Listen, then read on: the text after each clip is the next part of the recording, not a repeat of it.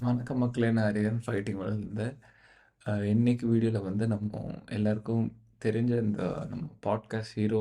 பாட்காஸ்ட்னாலே இவர பத்தி தெரியாதவங்க இருக்கவே இருக்க மாட்டாங்க. இவருக்கு அப்புறம் தான் வந்து அ பாட்காஸ்ட்டுங்கிறது வேர்ல்ட் வைட் ஃபேமஸ் ஆச்சு. அதாவது ஜேஆர்இ, ஜோ ரோகன் பாட்காஸ்ட் பத்தி கேள்விப்பட்டிருப்போம் நம்ம.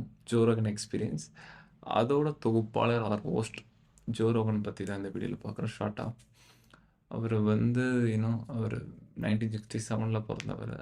அவரு ஆரம்பத்திலே ஒரு மார்ஷியல் ஆர்ட்ஸ் மேல ஒரு இன்ட்ரெஸ்ட். அதனால டீனேஜ் பருவத்திலருந்து அவர் வந்து மார்ஷியல் ஆர்ட்ஸ்ல அவரு இண்டக்ட் பண்ணி அவரு பிராக்டிஸ் பண்ணியிருக்காரு.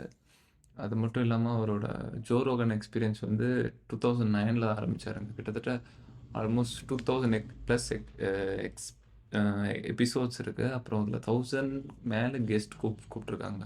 அதாவது எல்லா துறையிலும் சரி. அதாவது முக்கியமானது எனக்கு தெரிஞ்சு நான் பார்த்ததுல வந்து டேவிட் காகின்ஸ் ஆகட்டும், அப்புறம் எலான் மஸ்க் ஆகட்டும் பிசினஸ்லேருந்து.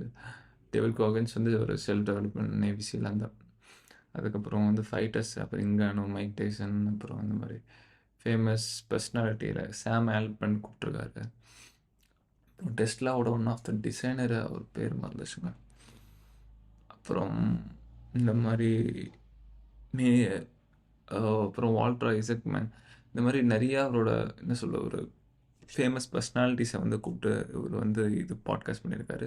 ஒரு 1990ஸ் 99, 2000 ஸ்டார்ட்டிங்கில யுஎஃப்சி வந்த புதுசுலயே அவர் வந்து நெறைய ஹோஸ்ட் பண்ணியிருக்காரு. அதே மாரி இவரும் இன் பெர்சனல் மார்ஷியல் ஆர்ட் ட்ரெய்னிங் எடுக்கிறவர் தாங்க. ஸோ இதுதாங்க ஜோ ரோகன் பத்தின ஒரு ஷார்ட் ஃபேக்ட்ஸ். பார்க்கலாம் கைஸ்.